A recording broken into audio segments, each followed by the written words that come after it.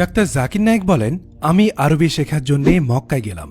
সেখানে গিয়ে মাওলানা নাদভির কাছে 1 মাস প্রাথমিক পড়াশোনা করলাম। আমি খুঁজতে লাগলাম পৃথিবীর সবচেয়ে ভালো আরবি শিক্ষককে। আমি খুঁজে পেলাম অনারবকে আরবি শেখানোর সবচেয়ে শ্রেষ্ঠ শিক্ষক হলেন ডক্টর ফানিয়া মুবাদি আব্দুর রহিম। তিনি ছিলেন ইসলামিক ইউনিভার্সিটি অফ মদিনার লুগা ডিপার্টমেন্টের প্রধান। 1997 সালে আমি তার সাথে দেখা করতে মদিনায় গেলাম। লোকজন বলল, তিনি তোমাকে পড়াবেন না, তিনি তো পিএইচডি ছাত্রদের পড়ান। আমি বললাম, ঠিক আছে, একবার চেষ্টা করেই দেখি, চেষ্টা করতে তো আর অসুবিধা নেই। আমি তার কাছে গিয়ে বললাম, আমি জানি আপনি আরবি পড়ানোর জন্য বিশ্বের শ্রেষ্ঠ শিক্ষক, আমি আপনার কাছে আরবি পড়তে চাই। তিনি বললেন, ডাক্তার জাকির, তুমি কি কয়েক মাস আগে মদিনায় একটি প্রোগ্রামে আলোচনা করেছিলে? আমি বললাম, জি স্যার, করেছি। ওই প্রোগ্রামে আমি সামনের সারিতে বসা ছিলাম। তোমার আলোচনা শুনে আমি মুগ্ধ হয়েছি।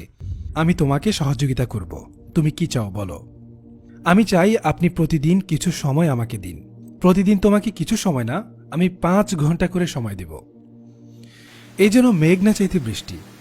আমার জানা মতে বিশ্বের শ্রেষ্ঠ আরবি শিক্ষক আমাকে প্রতিদিন 5 ঘন্টা সময় দিবেন। আমি ভাবতেই পারিনি আল্লাহ আমাকে এভাবে সাহায্য করবেন।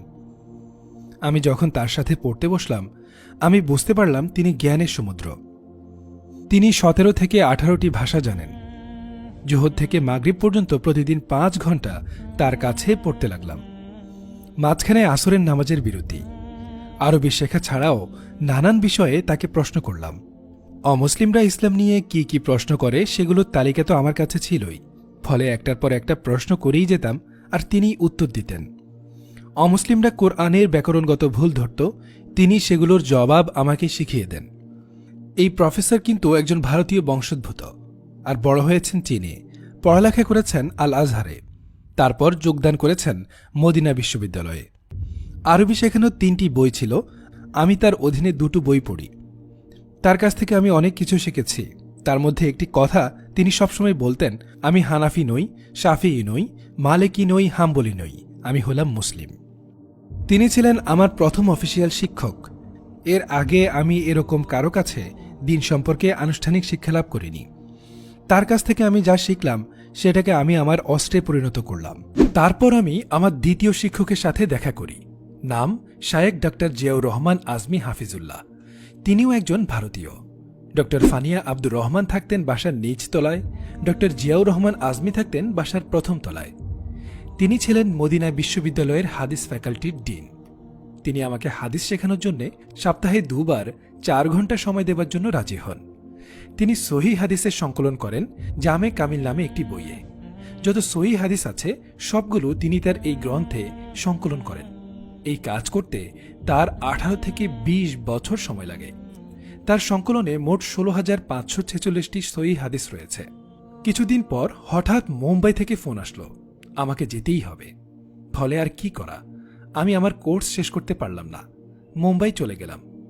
আরবি কোর্সের 3টি বইয়ের মধ্যে 2টো বই পড়াশোনা করলাম, তৃতীয়টি শেষ করতে পারিনি। 1998 সালে আমি শায়েখ বিন বাজ রহিমাহুল্লার সাথে দেখা করি। তখন আমার জানা মতে 3 জন শ্রেষ্ঠ আলেম ছিলেন, শায়েখ নাসিরুদ্দিন আলবানী রহিমাহুল্লাহ, শায়েখ সালেহ আল ওসাইমিন রহিমাহুল্লাহ, শায়েখ বিন বাজ রহিমাহুল্লাহ। আমি শায়েখ বিন বাজের সাথে একান্ত সাক্ষাৎ করি, বাকি 2 জনের সাথে সাক্ষাৎ করতে পারিনি। পরবর্তীতে তারা 3 জন ইন্তেকাল করলেন। আমি ভাবলাম এবার আমি কার কাছে যাব। তখন আমার জানা মতে আরেকজন শ্রেষ্ঠ আলেম ছিলেন শায়েখ আবদুল্লাহ ইবনে জিবরান। আমি তার কাছে গেলাম পড়াশোনা করতে। 2005, 6 এবং 7 সালে অসংখ্যবার তার সাথে দেখা করি। কোনো ফতোয়া নিয়ে আমি সমস্যায় পড়লে আমার বন্ধুর সাথে কথা বলতাম, যার নাম ছিল শায়েখ জামান জাহানি। পিস টিভিতে জাকাত দেবার ব্যাপারে শায়েখ আবদুল্লাহ ইবনে জিবরান সর্বপ্রথম ফতোয়া দেন। 2006-7 দিকে তিনি এই ফতোয়া দেন। 2009 সালে তিনি ইন্তেকাল করেন রাহিমাহুল্লাহ। পৃথিবীর যে কোনো দেশের যে কোনো মতাদর্শী হানাফি বা সালাফি আলেমগণের সাথে দেখা সাক্ষাৎ করতে আমি খুবই পছন্দ করতাম। আমার জানা মতে তখন ভারতের শ্রেষ্ঠ আলেম ছিলেন মাওলানা আবুল হাসান আল নাদভি রহিমাহুল্লাহ। মাওলানা মওদুদী রহিমাহুল্লার পরে উপমহাদেশের দ্বিতীয় আলেম হিসেবে তিনি কিং ফয়সাল অ্যাওয়ার্ড লাভ করেন। তিনি দুবাই হোলি কোরআন ইন্টারন্যাশনাল অ্যাওয়ার্ড লাভ করেন। একমাত্র ভারতীয় হিসেবে তিনি এই 2টো অ্যাওয়ার্ড লাভ করেন এবং প্রথম ভারতীয় হিসেবে কিং ফয়সাল অ্যাওয়ার্ড লাভ করেন। মৌলানা আবুল হাসান আলী নাদভী আমার বাবার খুব ঘনিষ্ঠ ছিলেন। আমি বেশ কয়েকবার তার সাথে দেখা করি। এছাড়াও আমি দেখা করি মাওলানা আব্দুল করিম পারেখের সাথে। তিনি ছিলেন একজন হানাফি আলেম। কাজী মুজাহিদুল ইসলাম নামে আরেকজন আলেমের সাথে আমি দেখা করি। তিনি ছিলেন যুক্তিবিদ্যায় পারদর্শী। তিনি আবার একজন বিচারপতিও ছিলেন। দেওবন্দের মাওলানা সালেম কাশেমের সাথেও দেখা করি। আমি মাদ্রাসায় না পড়লেও তখনকার সময়ে যত আলেমের সাথে দেখা করা সম্ভব সবার সাথেই দেখা করি। সালাফি, হানাফি, দেওবন্দি, নাদভী সব ঘরানার আলেমের সাথে আল্লাহ পাক আমাকে দেখা করার সুযোগ করে দিয়েছেন। তাদের থেকে আমি অনেক উপকৃত হই।